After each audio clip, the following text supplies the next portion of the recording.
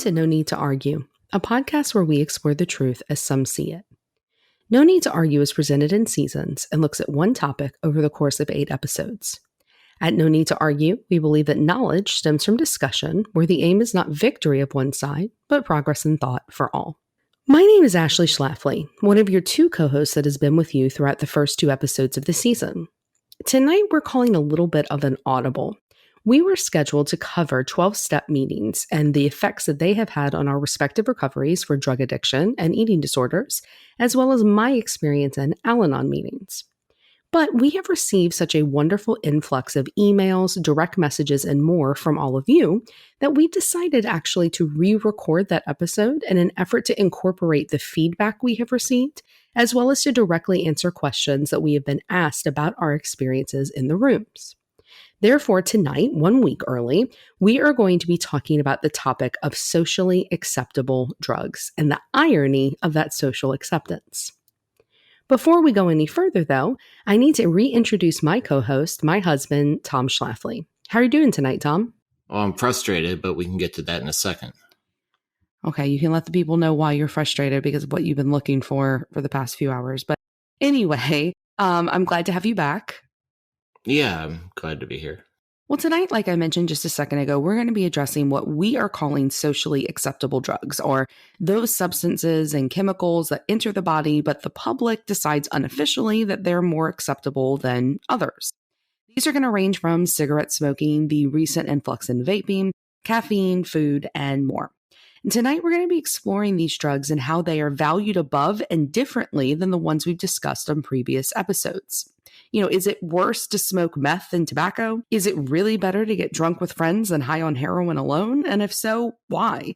Who decides this? And what has been our experience with what we feel is the irony of a society who prioritizes some substances above others and judges some harshly while users of other things get away with using just fine? To get started, Tom, why don't you tell everybody something that's kind of been going on in our lives over the past couple of months? We've shared a little bit about it on social media, but something that has nothing to do with your addiction, but has been a huge issue that our family's been having to deal with. That's going to kind of be the conduit through which we begin this conversation tonight. Sure. I was born with a congenital heart defect that's actually very common, but doesn't require surgery in most people, but it did for me, cause my heart to race really fast, basically. It was an electrical problem. I had surgery for it in 2017. Then I started having episodes again, and my heart would, race at 200 beats per minute. I've been to the ER several times where they give you a drug that stops your heart and it causes you to flatline for about 4 or 5 seconds. But after the second surgery to fix this issue, it just wasn't at all like the first surgery in terms of recovery. I felt totally different, having chest pains and things, and it took quite some convincing to get me to go to the ER in December, about a month after I had this second surgery. Doctors were kind of confused about what was going on because basically they looked at my heart, they did ultrasounds, they did blood tests, and they saw that everything was fine structurally, but that my heart was very weak. It was not pumping nearly as hard as it should be for a 37-year-old male. So they diagnosed me with tachycardia-related cardiomyopathy, which basically means that my heart has been beating so fast over 35 years that it's worn my heart down. Yeah, so you're in heart failure. I mean, I think it's interesting that you didn't... Cardiomyopathy, that's what that means. Yeah, but I mean, it's a ridiculous word. I mean, most people don't know what that means. It's but also heart failure, it's like, it's a very scary word. Well, it is very scary, and this has been very scary for us because, like most things, you downplay your own health. And, to those of you listening out there, I mean, when we wound up at the emergency room, Tom was so sick. We both, for a while there, didn't think that he was going to make it home. We didn't actually say that to one another, But afterwards we talked about it. And I mean, both of us were not convinced that he was going to make it out the hospital. But it was really interesting because I've watched you have these heart problems for years. And, you know, the drug you were so glibly mentioning a second ago where you flatline, it's called adenosine. And it is probably the worst drug I've ever seen you use because it does flatline you and you turned as red as a tomato and then they bring you back to life. I mean, it's very, Really? very... Did I turn that red? Yeah, I mean, you turned super, super red because you were dying. But we've watched you have these medical issues. And so we've been very upfront and very honest about all of the drugs that you've used. But what has been the irony of this for me has been that the one time I expected you to genuinely not come home, it had nothing to do with drugs. You know, it was very frustrating. I remember looking at my mom because she came out to help take care of the kids while you were in the hospital. And I remember looking at her and saying, I don't understand this. He's survived. You know, he's been to rehab so many times and he's survived. He's survived all of this. There's no way that this is going to be the irony that something that has nothing to do with drugs is going to take him out at 37. I kind of expected to die because of that irony. I thought it was very ironic. And not coincidental that I would die from that. I was very scared. I mean, for me to go to an ER, something must be seriously wrong. And I had asked your brother to be the executor of my playlist, Will, where he would have complete creative control over the songs played at my funeral because I don't trust you to play the right ones. I'm not playing Blind Melon at your fucking funeral. I mean, that's ridiculous. But there's one good Blind Melon song that's very appropriate. Okay. What I'm trying to say is that I was very honest with the doctors about my past drug use because I was so scared, I guess. I didn't necessarily tell them everything, but I was more honest than I've ever been. I said, I've used all these drugs in the past.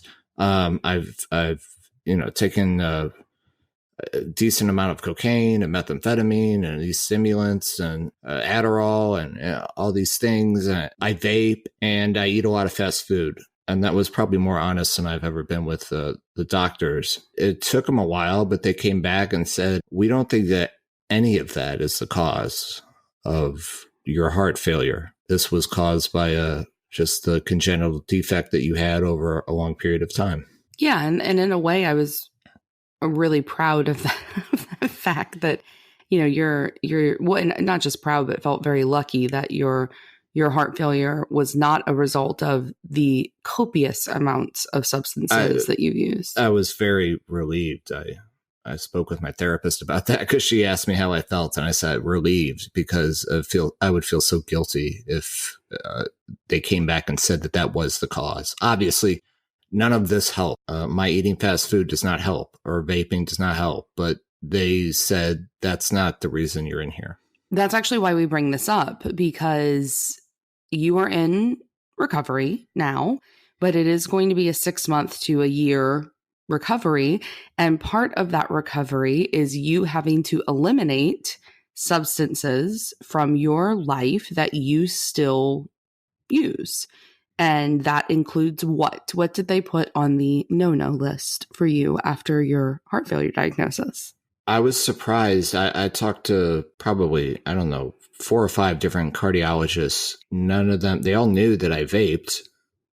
They saw it in the chart. None of them brought that up. That was not a concern. Sodium apparently is a big deal with heart stuff. So that was what they kept pounding into me. It was the single biggest issue.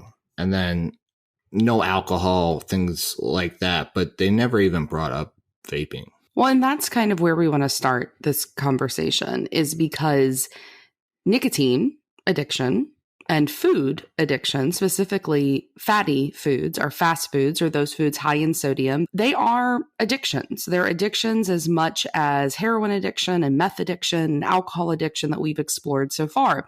And Tom is an addict.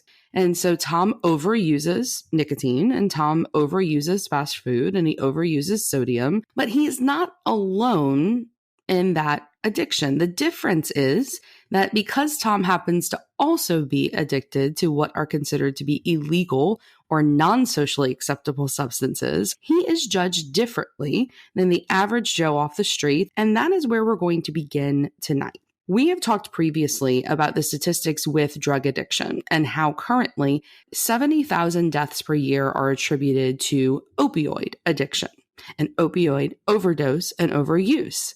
But that number pales in comparison to the deaths that are related specifically to cigarette smoking. And the research that we did, it is currently estimated that 480,000 deaths per year in the US occur every year due to the use of cigarettes. The numbers for obesity are just as high. Those individuals dying from complications due to obesity are in excess of 300,000 per year. So let's start, Tom, by talking about nicotine. How long have you been addicted to nicotine? Since I was about 17, I think, when I first tried cigarettes. Although for first few months, I don't think I inhaled. I just pretended to. But I remember, I'm serious, I didn't. I remember the first night I actually inhaled. I was driving home from somebody's house on the highway, and I accidentally inhaled it. I got such a buzz off of it. My body had never experienced nicotine, and it's not. When you use it every day, it's not anything you get a buzz off of, but it just becomes something you need. Ever since then, I remember, I was smoking for 4 or 5 months. My mother found out. She started crying. Nicotine is, I think it's considered the most addictive chemical, even above heroin and meth.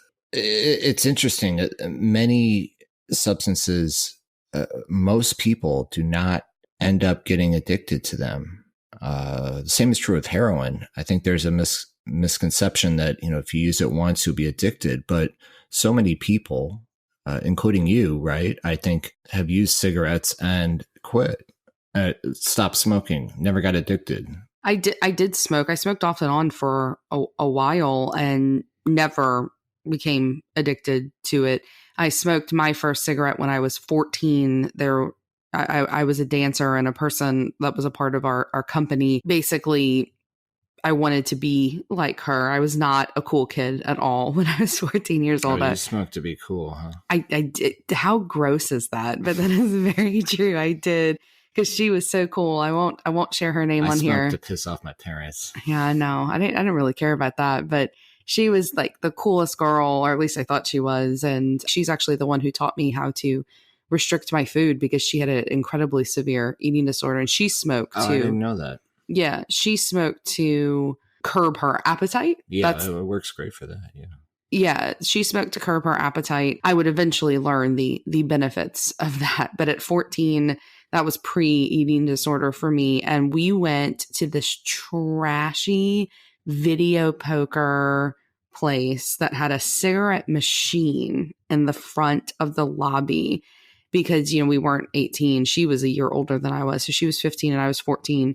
And we went there, and her older brother drove us there, and we went in and we put like money in a machine and pulled like one of the knobs, and she only smoked Marlboro Lights. And so that's what I smoked. And I will never forget, my parents found out that I was smoking. My mom went through my closet and went through everything and found the one pack that I had, and they took away my TV and all of my movies and all of my music, and they took my door off its hinges, and it was a very big deal. It was a big deal, but that was my first foray into smoking, and I would pick it up again when I was in college, because I was using it at that point to curb my appetite, because my eating disorder was in in its full glory then. And so I would pick it up then, but I was never addicted to it. I smoked either to be cool or to not be hungry. I never smoked because I needed to. What about when drinking?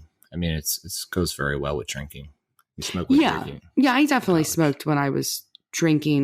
But I don't, that buzz you're talking about, I never experienced that with smoking. I only experienced it the first few times. Yeah. I never experienced it, and I never enjoyed smoking. When we talk about alcohol a little bit, there's alcohol that I genuinely have and do enjoy, but smoking is something I always did with a purpose, never because I either had a compulsion to or because I enjoyed it. Yeah, I think it's interesting that clearly there's something different. I'm not sure how to describe this, but clearly whenever I do a chemical, there must be something happening in my brain that's different than yours, different than my friend who smoked one cigarette a day in college and then quit when she had kids. I mean, so to you or to her, what I do with nicotine probably seems really excessive and unnecessary, but there must be something different. You know, you had a really tough time when you went to your first rehab that we talked about in episode 2 in Mississippi. Oh my God. Because they wouldn't let you smoke. Yeah, it was really difficult to be kicking all these different drugs. And, and on top of that, I quit cigarettes, which is, to me, it seemed punitive, but it was very uncomfortable. Well, why don't you tell the folks what happened that Christmas and how you almost got kicked out of that rehab because of smoking? Yeah, my mom drove 9 hours to come see me.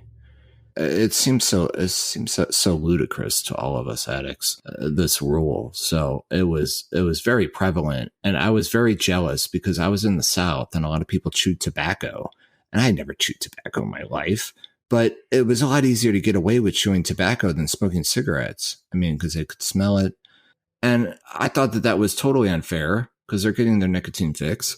It seemed like, I don't know, my whole entire life, I felt like I've always gotten busted for things. But, it seemed like every time I would go smoke, I would get busted. It was just twice that I actually got caught. They would round everybody up in the rehab. It'd be like a group council or whatever they called it. And they would basically just sit there and impose sanctions on the entire group until somebody admitted to having the pack. So I had hidden 2 packs of Marlboro Reds, fuck the lights, above the washing machine dryer. So they found them, and they were a council, and you laugh, but this is serious shit. They kick you out of the rehab for that. And I mean, they would just go up and up on the penalties until somebody finally admitted it. And then they were like, well, the penalty just applies to you, and everyone else gets left off the hook. But it was like a total, peer pressure thing. Did somebody take the fall for you for those Reds? No, I took the fall. I got in trouble. That's why when my mother came down to see me, I had to write a letter to the whole staff explaining why I wanted to be there. And I tried to explain. I mean, I was very honest. I said, I'm really struggling trying to quit nicotine. Like, I remember crying in my therapist's office. I said, I really want to get clean. I don't know if I can quit nicotine. Like, at this point, it feels impossible. And they thought that I was genuine. There was somebody else who bought the cigarettes with me that they did not think was genuine. He was just a 21-year-old kid, and they kicked him out, which, I mean, I understand. To me, it seemed kind of harsh, but I understand why they had to kick him out, because if they have that rule, then they have to do that. But I guess gave me another chance. And my mom had driven 9 hours. They said, you can't visit him today. He's basically locked down for Marlboro Reds. She was not happy. That's what happens when you send me to a place and you have me quit 80 milligrams of methadone and also force me to kick cigarettes. The next time I went to rehab, that's why that was on the top of my list of demands, to smoke. Well, when we met, you had actually just quit cigarettes again, and you started the relationship with vaping. That is the bane of my existence to this day. And at that time, vaping, it was still like the Steven Dorff vape, where like the only vape you could get, what was it called? Blue? So our first dinner party you held, I had a cig-a-like. Yeah, and you went outside, and I thought that was very polite of you. You went outside to smoke it. I know, and that was even when, everyone did it inside. I was very polite that night. I thought it would be rude to do it, in your house. But you switched over to vaping, and explain what that transition was like for you.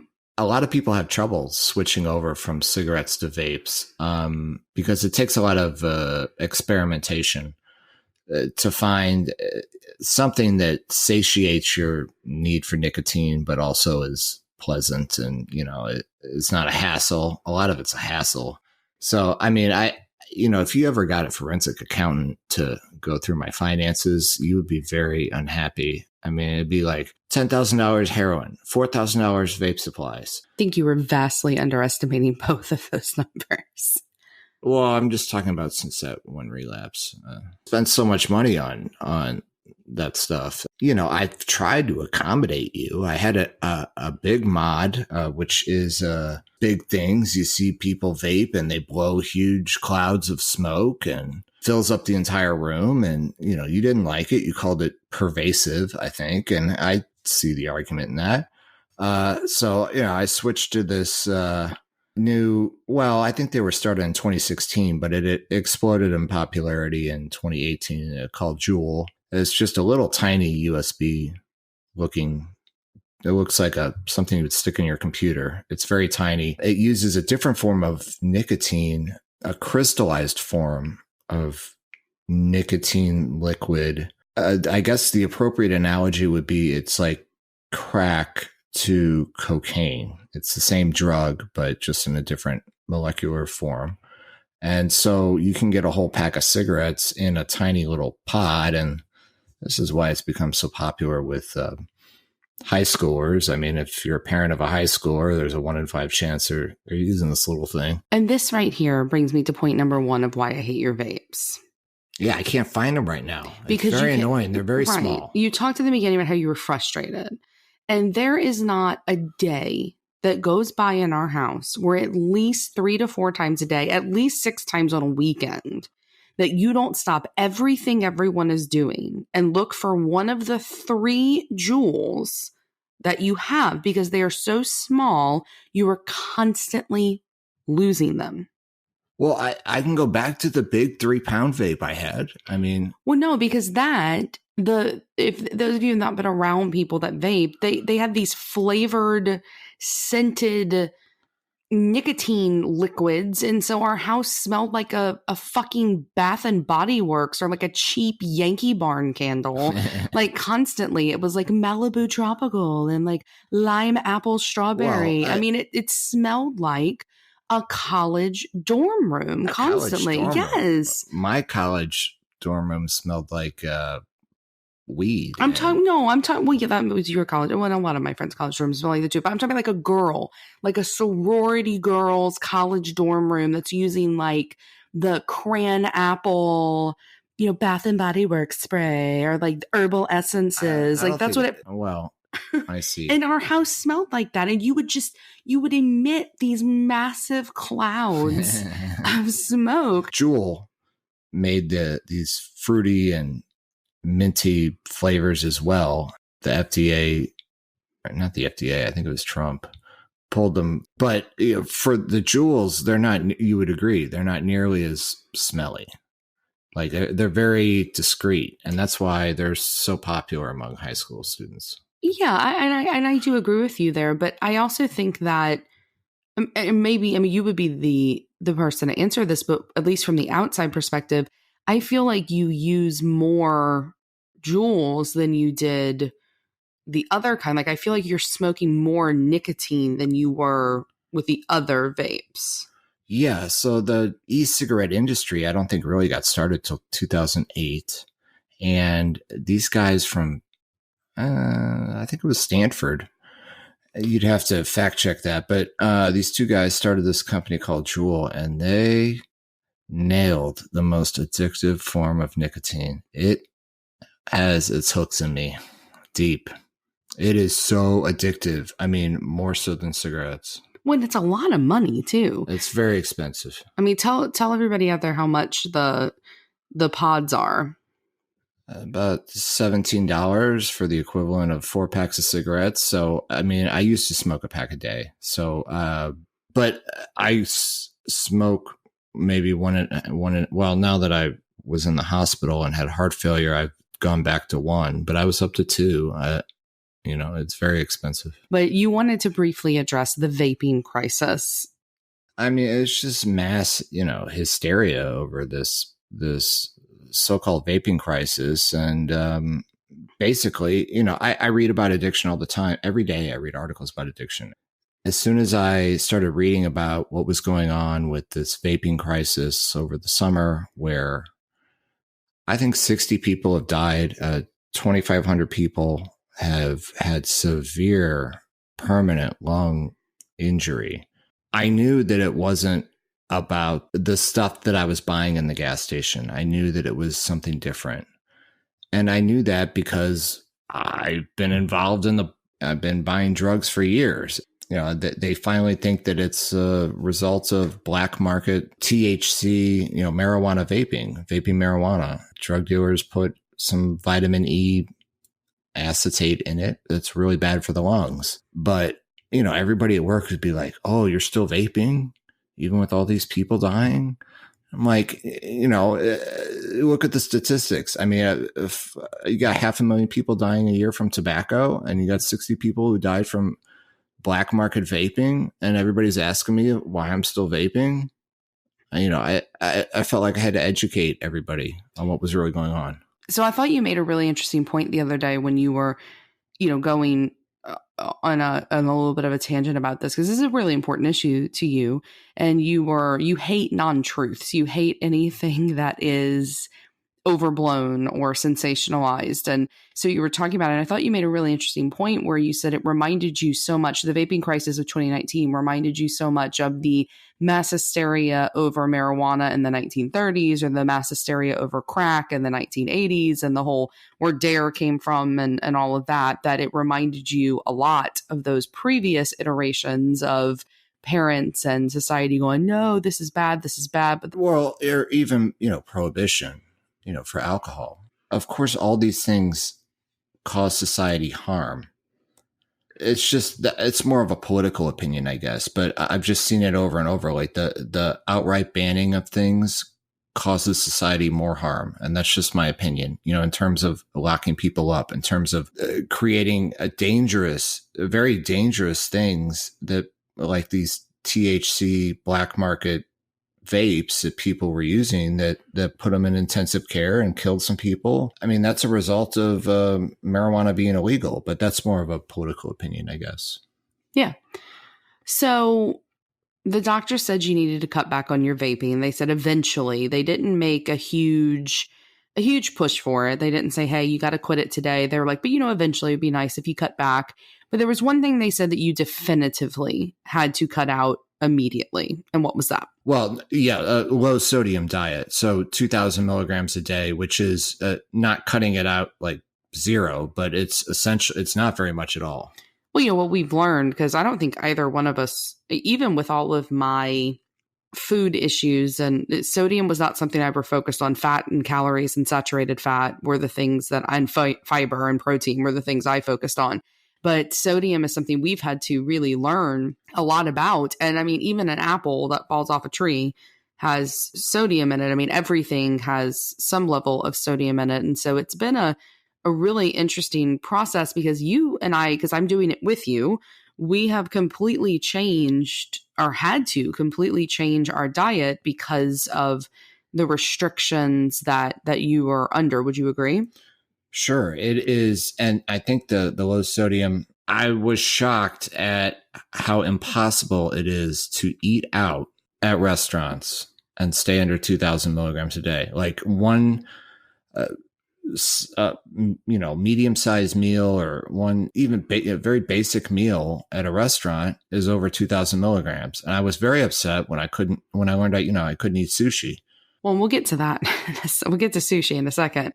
But I think you bring up a really good point that we've been eating in a lot more than normal. And it's, you were the Whataburger eater in the family. You would eat Whataburger every meal, I feel like, if you could. But we're not a family that necessarily consumes a ton of fast food in that way, as much as it is we consume a lot of food out, because we are both very busy people. We have 2 children. We both work full-time jobs. I have a side business. We are podcasting. I do other podcasts. And so cooking is something that sometimes, especially during the week, is very hard for us to do. So we order a lot of like Thai food out, or we order a lot of like Chinese food out. We're not talking about just like McDonald's here. Yeah. We're talking about eating out in a way that many people in America do.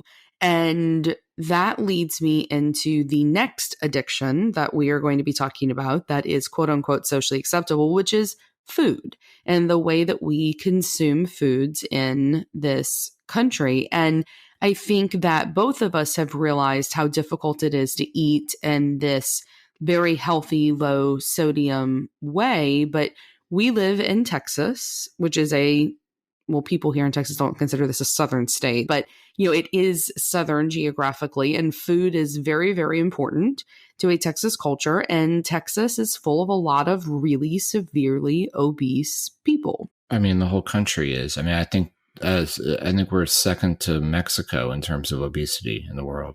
I mean, people have a problem with food, and it's not just about what they're eating, it's how much they're eating. There are truly people that are food addicts, and there are groups that exist for people that are food addict that is called Overeaters Anonymous. Do you want to maybe talk a little bit? Do you know anything about them?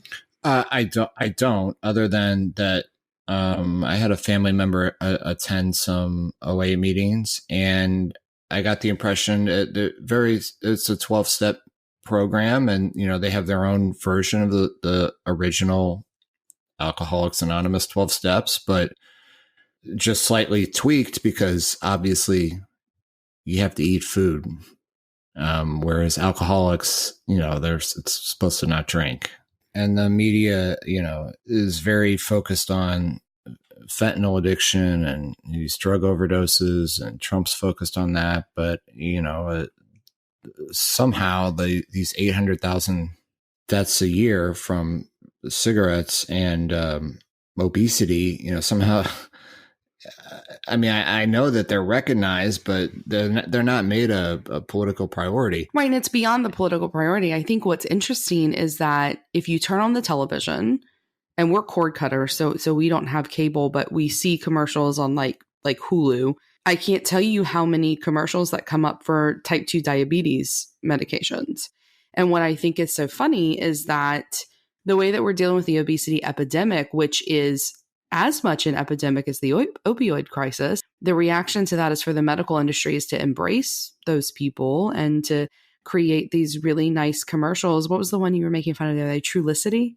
Trulicity. Yeah, you're making fun of the name. I mean, there's all these commercials for these drugs, and there's no Suboxone commercials that are being aired or methadone commercials that are being aired. And I think that that's a really interesting difference that's worth noting. But again, we're not judging those people harshly as much as we are just pointing out the irony of that. And you as an addict, you've had a really difficult time adjusting your diet since the heart failure.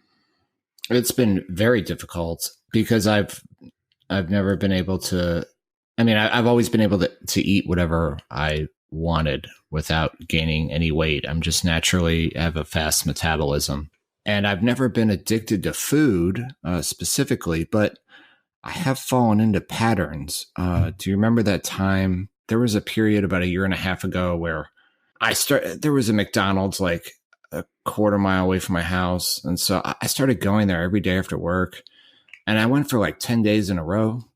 And one time, I got so ashamed that I had gone so many days in a row after work that I hid the French fries in my computer bag, and then I took them into the bathroom, and you could smell them.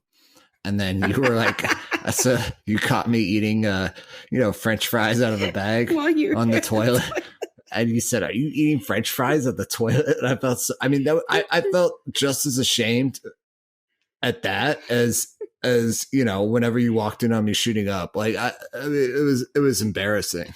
Well, I mean, you talked about in the first episode, I think something you said that was so eloquent, where you said that the addict is somebody who uses to fill a hole, and whether you're using heroin to fill that hole or whether you're taking a shit and eating McDonald's French fries to fill that hole. I wasn't taking a shit. I might have been urinating, but There's full honesty on this show. I don't remember, but I don't think I would do that. I really don't. I really don't think I do. You're using it to fill a hole, and your emotions around substances are very volatile. You know, when I tried, like that night that we shared about on the second episode where I talked about how in Family Week, I talked about how you knocked over our son out of his bassinet. There's a whole nother piece to that story that is the reason you accidentally knocked Finn out of his bassinet is because you were looking for a needle, because you thought that I had taken your needle away from you.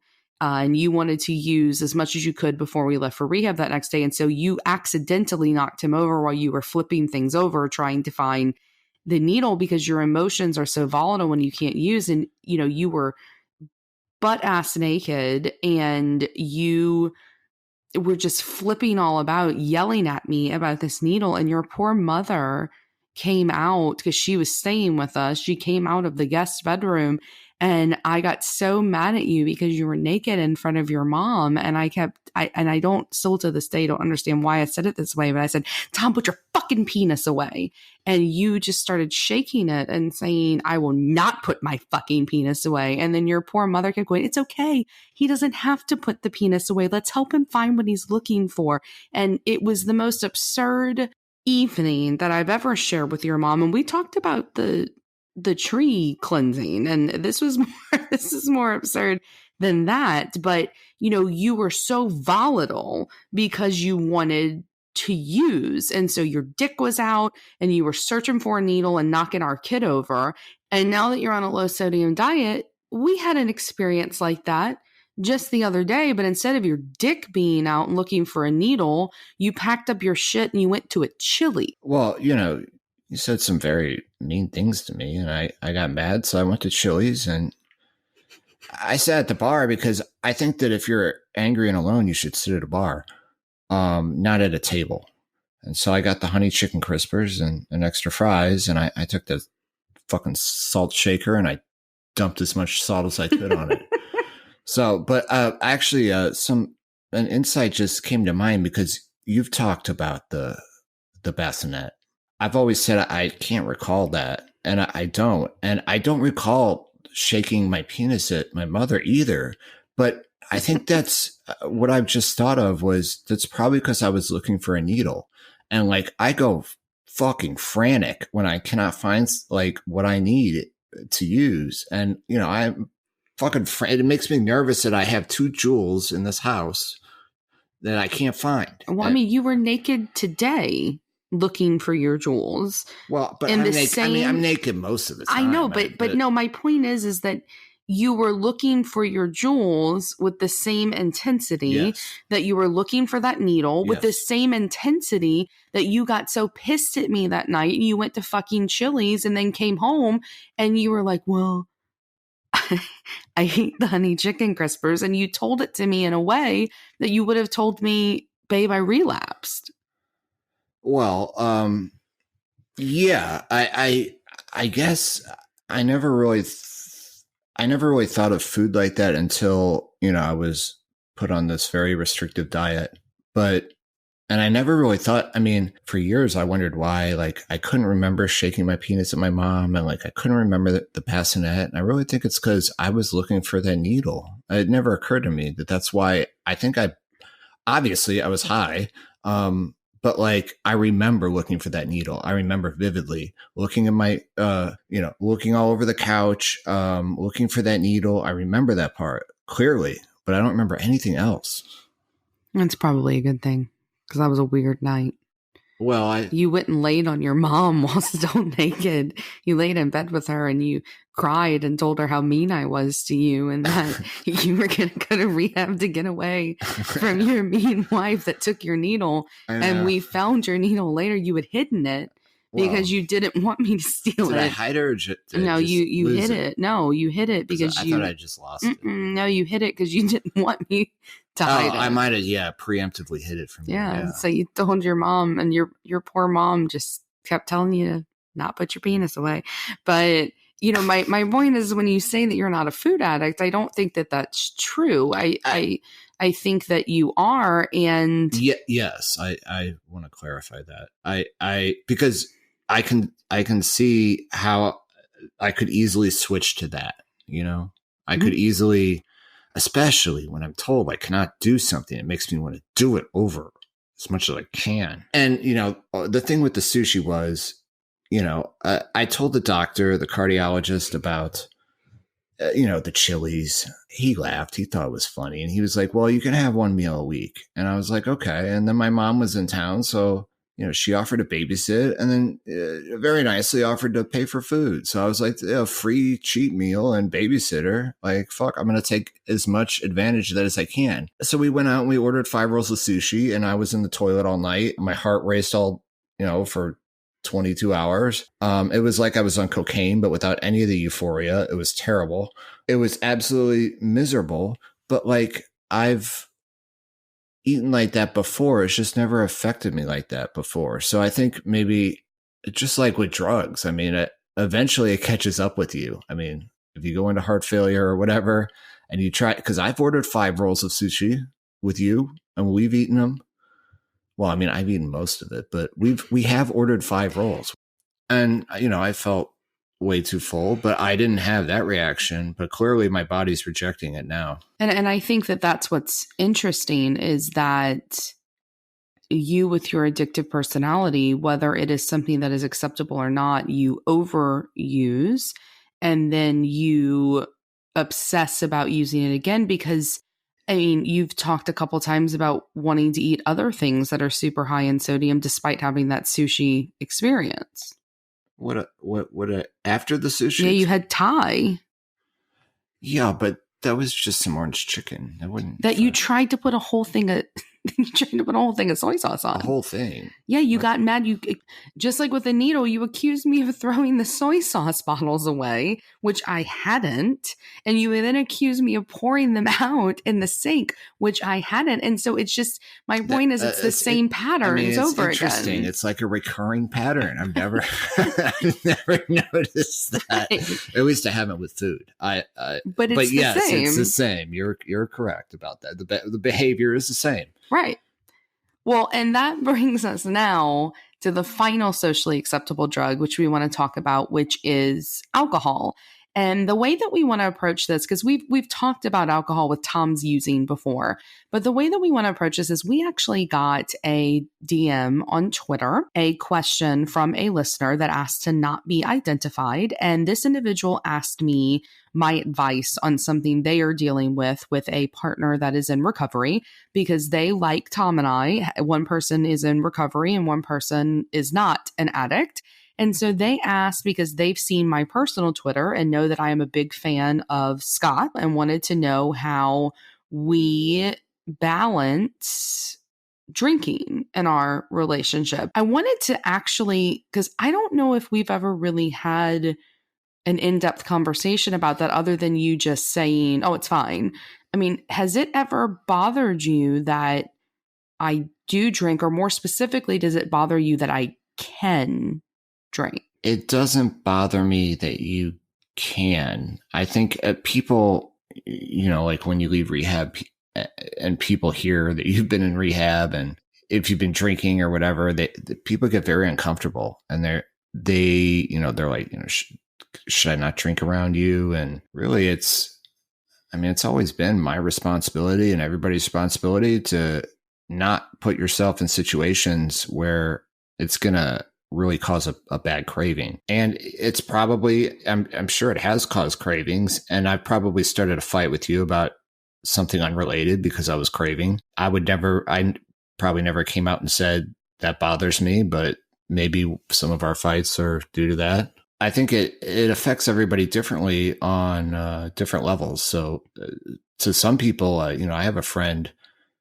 who it really didn't mind. He really didn't mind people drinking in front of him. It really did not seem to affect him one bit. But, other people, especially people who are, sober for a short time.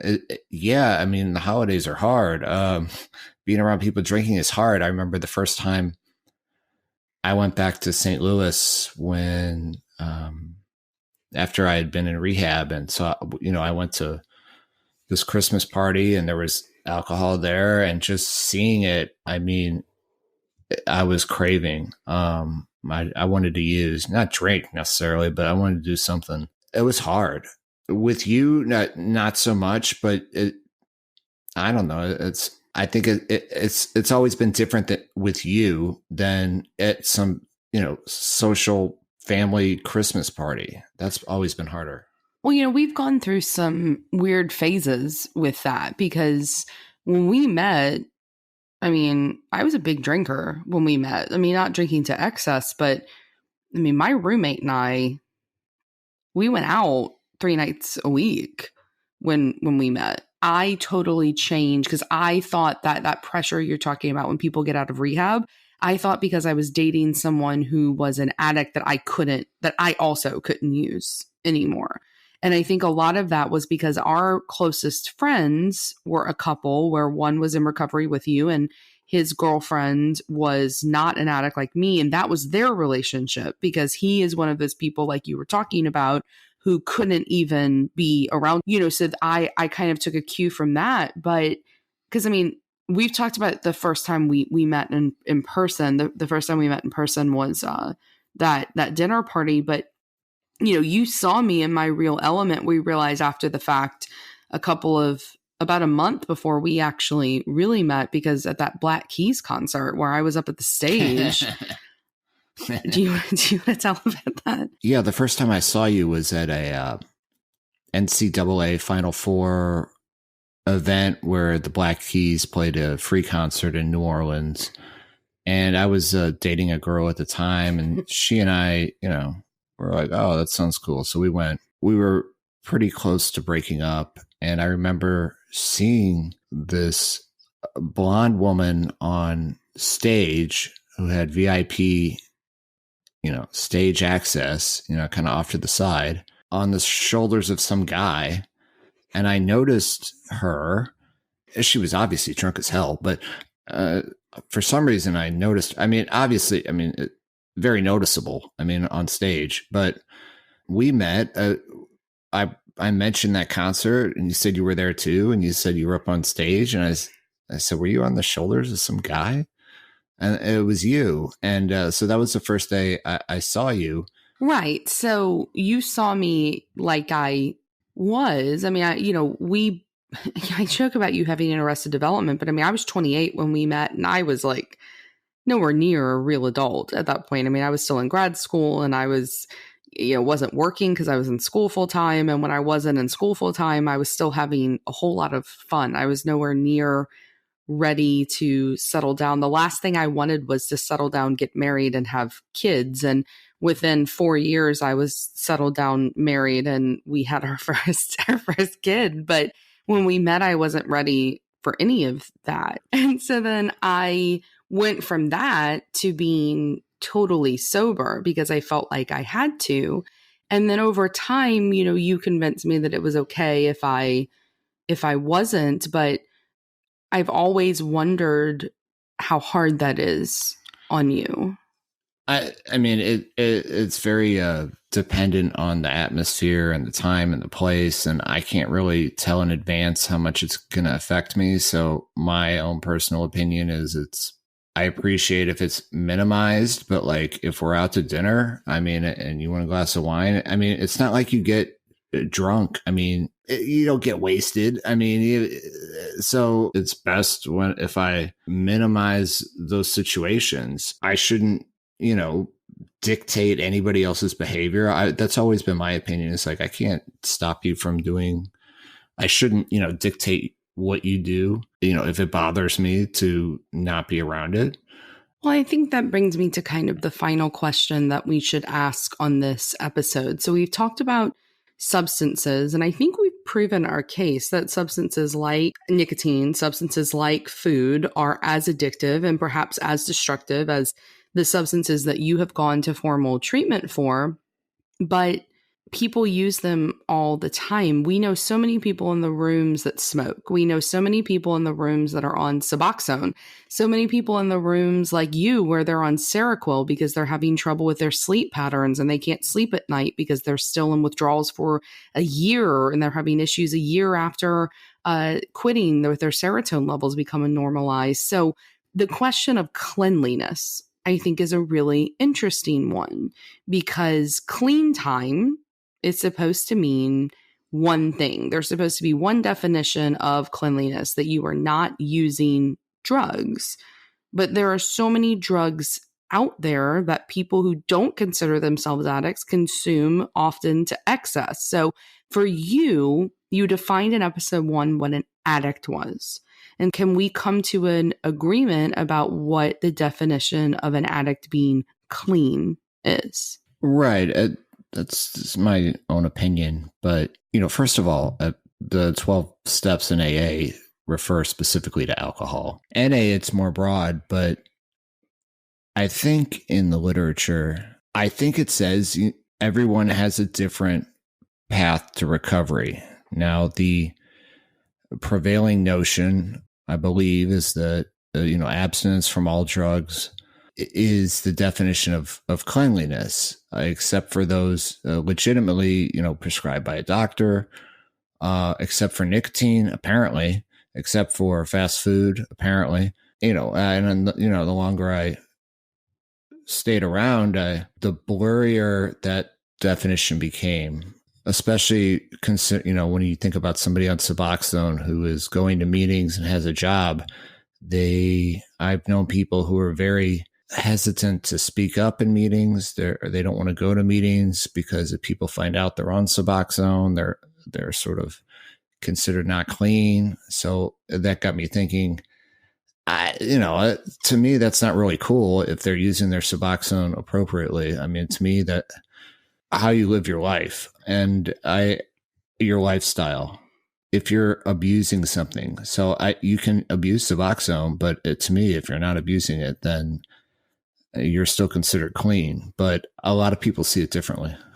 Well, I mean, I just think it makes the whole idea of clean time very complex. And I think it makes the whole idea of addiction very complex. And part of what we've talked about both on the show and off the show on social media and the reviews that we've been getting, which, guys, thank you so much for the reviews that you've been leaving us and the reviews that we've been getting in. Part of what they have all said is that the conversations that are being had about addiction, they're either short-sighted or they're not being had by the right people, which is that they're not being had by people that are actually in active addiction or people that have survived active addiction and are now in some form of recovery.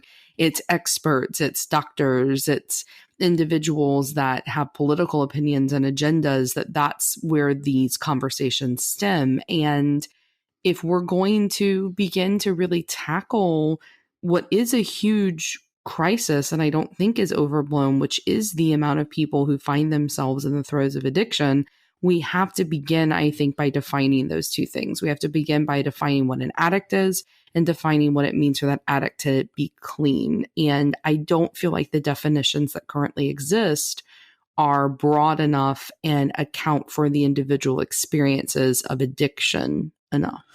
I think once somebody knows that they have a problem and they're able to admit, they get past the initial denial stage.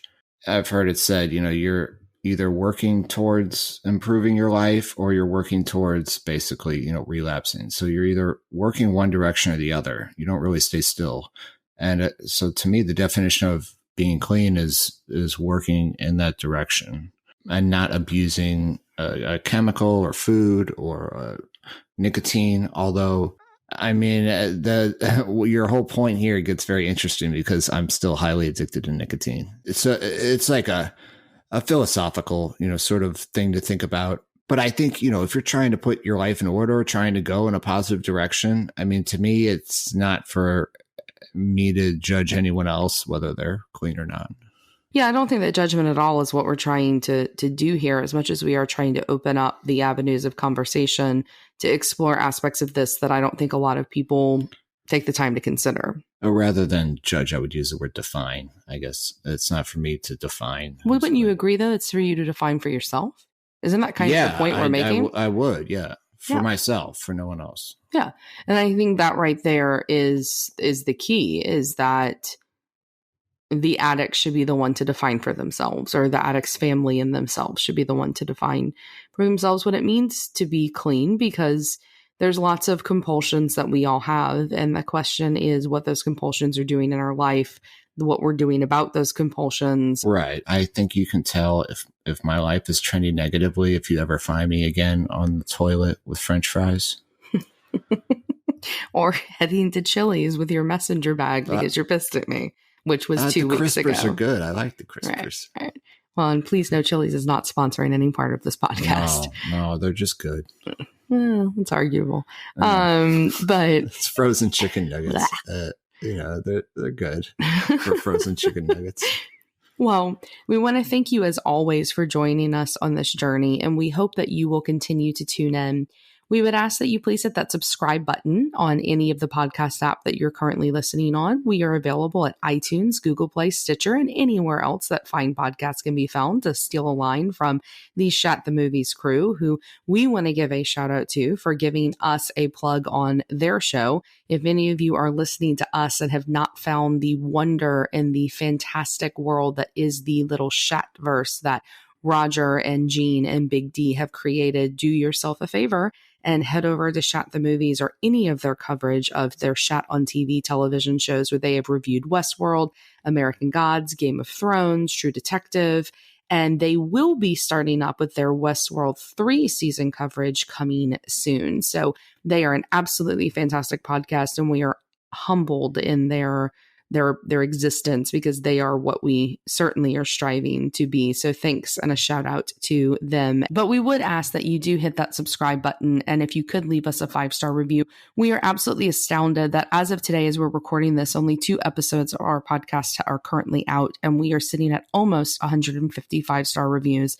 So thank you so much to those of you who have taken the time to do that and shared some really personal stories with us that we are just so connected to and appreciative of. But if you would leave us a review, it is how we get higher in the search results, and we do appreciate all of your assistance with that. Tom, do you have anything that you would like to add before we wrap up? Just that I need to find my 2 jewels, and I want to order sushi. Okay, well, those both sound like problems that we'll solve when we get off of here. The perpetual problem of the missing jewels. If any of you have any solutions for that, please write in. But thank you so much for joining us on another episode. And we look forward to continuing the conversation with you next time here at No Need to Argue.